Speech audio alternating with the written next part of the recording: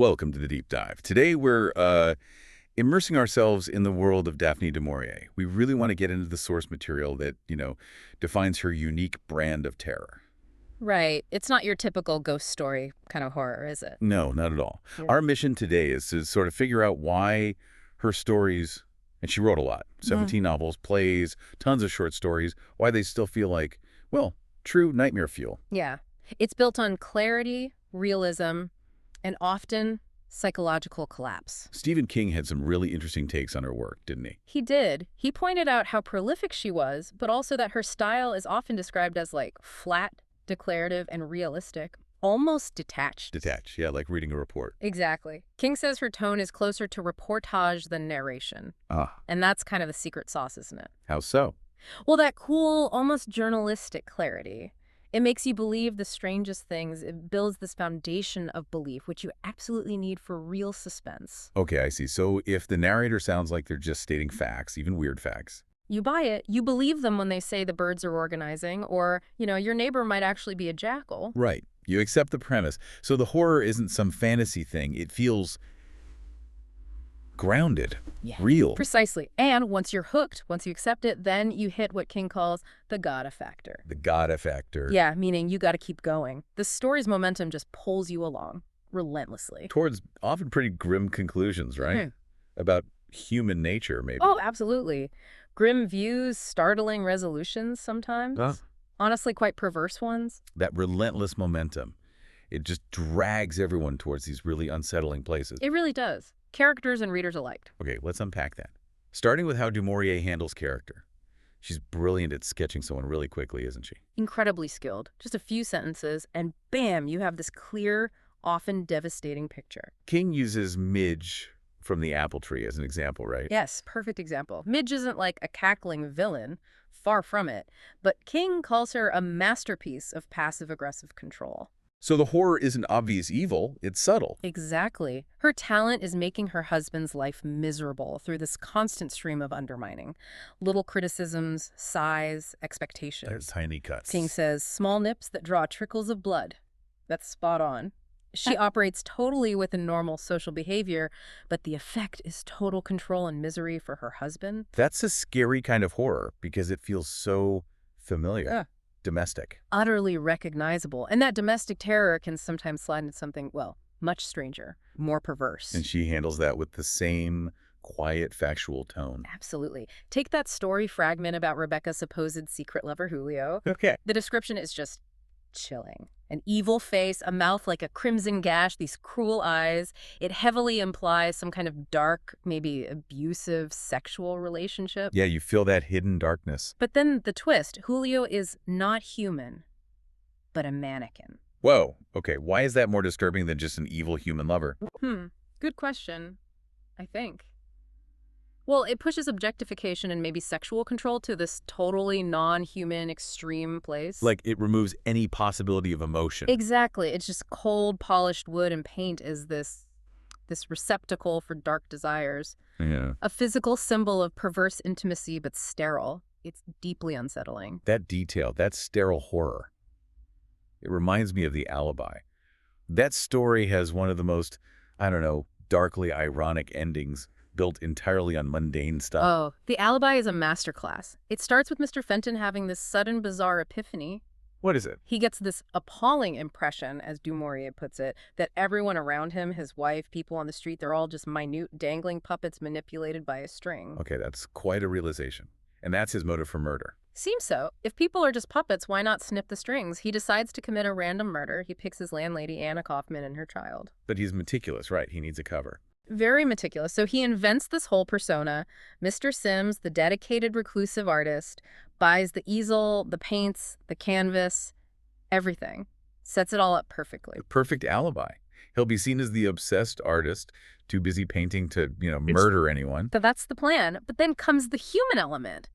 The messy part. Miscommunication. Total miscommunication. Anna, his intended victim, completely misreads his intense, secretive behavior.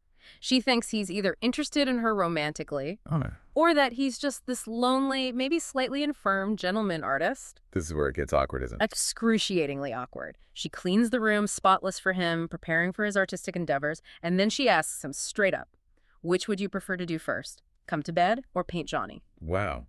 And he came there planning to kill her. Exactly. He has to think fast, invent some old war wound that makes him unable to, well, that sort of thing, as he puts it, all to keep his precious alibi intact. So his quick murder plan turns into months of painting. Months. He's trapped, forced to paint constantly to maintain this Mr. Sims charade. It's darkly funny, in a way. But the real punchline comes later, right? After he eventually does kill Anna and the child with gas and confesses he was planning to kill his wife, Edna, too. Years later, yeah. When he's finally caught, he desperately tries to prove his sanity, or maybe his depth, by showing off his paintings. The proof of his alibi, his months of obsessive work. He holds up the canvases, demanding they see his genius, his originality. And his wife, Edna, just shuts it all down, completely dismisses it. What does she say? She tells the inspector flat out, they're not proper paintings, they're daubs, done anyhow. Ouch. So the art, the thing he poured months into, his truth, is seen as worthless. Exactly. His confession of simple lust and murder, believed instantly. But the complex reality of his obsessive alibi, the art itself, is rejected as meaningless dogs. So he's only truly condemned when the truth of his cover story is dismissed. That's profoundly ironic. It's the ultimate invalidation, isn't it? The intricate psychological reality he lived is just waved away. Okay, shifting from that kind of external rejection, let's look at internal breakdown. The story's sometimes called The Blue Lenses, focusing on Marta West. Ah, yes. Marta West's experience after eye surgery. It's terrifying. Because she can't see. No, worse. Her sight is technically perfect, crystal clear, but her perception is utterly broken. How? What does she see? She sees people as animals. Animals, like metaphors. No, like literally. Her nurses transform before her eyes. One's a placid cow, the other a sleek, watchful cat. That's disturbing. But the worst is her husband, right? Yes. Yeah. Jim, her kind, loving husband. She sees him as a vulture, meticulously paring his nails with a file. That sharp, predatory image. So it's a complete betrayal by her own senses. She can't trust what she sees, who people are. Exactly. It's a total breakdown. She panics, flees the nursing home out into London. And London itself. Becomes a zoo. A terrifying menagerie. Policemen are baboons, couples walking by are toads, and panthers. She sees jackals, hyenas. Her reality is just replaced by this monstrous vision. Humanity itself dissolves. Wow.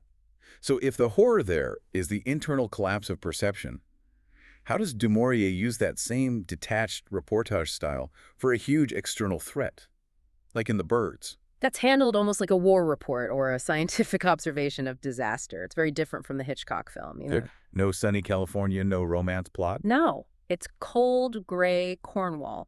And the focus is Nat Hawken, described as having a solitary disposition. He's practical, methodical. Which fits that reporting style perfectly. Yeah. He's not panicking, he's observing, preparing. Precisely. He meticulously boards up the windows, blocks the chimneys. The detail is very specific, very practical. And the attacks aren't random, are they? There's a pattern. A crucial detail. They're synchronized with the tides. High tide, flood tide, that's when the main assaults happen. It suggests organization, coordination. Like it's planned. Exactly. And the scale becomes national.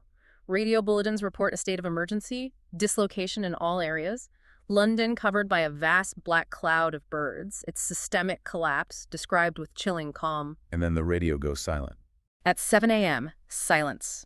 Nat's isolated. He thinks maybe the seabirds, the gulls, left with the tide. He looks outside. The land birds are still there. Rooks, crows, hawks, thousands of them. Attacking. No, that's the terrifying part. They're just waiting. Sitting silently in the hedgerows on the gates, all still, doing nothing, just watching him. That's much creepier than a frantic attack. Oh, far creepier. That quiet, patient, unified watching, it implies calculation, intelligence. It shifts the whole thing from just a freak natural event to something deeply, existentially menacing. That sense of existential dread, of some unavoidable doom. It feels like a good bridge to our last example, Monte Verità. The horror of what? Spiritual escape? The cost of truth? Both, I think. It's a profound story. It starts with Anna, who's married to Victor. She just leaves him, abandons everything to join this mysterious enclosed sect up on Monte Verità. The mountain of truth. Right, and her first actions are about rejecting the material world. She gets rid of possessions, clears out their room, doesn't believe in stuff anymore. It's a physical shedding of her old life. And the locals. What do they think of this sect? They're afraid, but also envious. There are rumors, that the people up there stay young always, that they have the secret of life.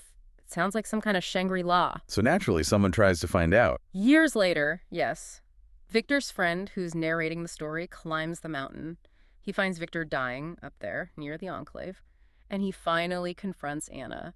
What's she like? Transformed.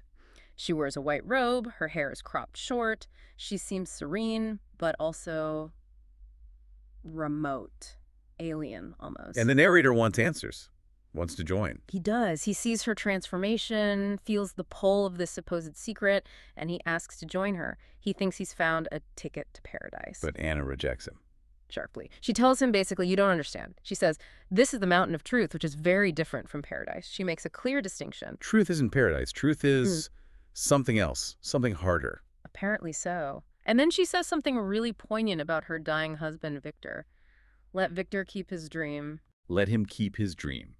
Meaning, let him die believing in the idea of Monte Verità, the paradise version. Exactly.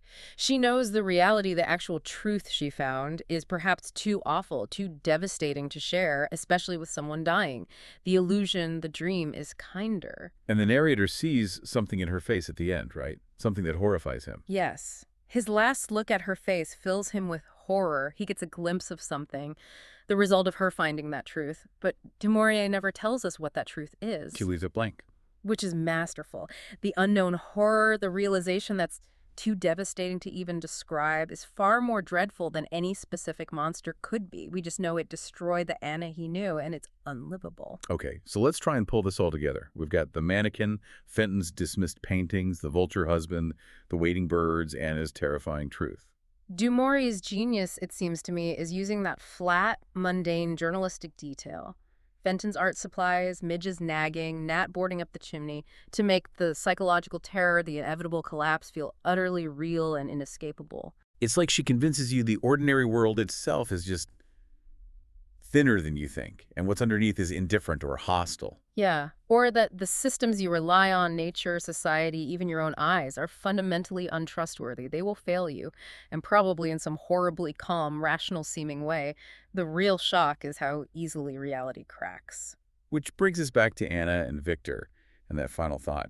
If finding absolute truth like Marta West seeing animals, or whatever Anna found on that mountain, is actually horrific, then maybe the dream is better. Maybe the illusion is protective. is it better, maybe for us, too, to just keep the dream, like Victor was allowed to not dig too deep for that final, potentially devastating knowledge? That's the unsettling question she leaves you with, isn't it? Something to definitely think about as you navigate your own reality.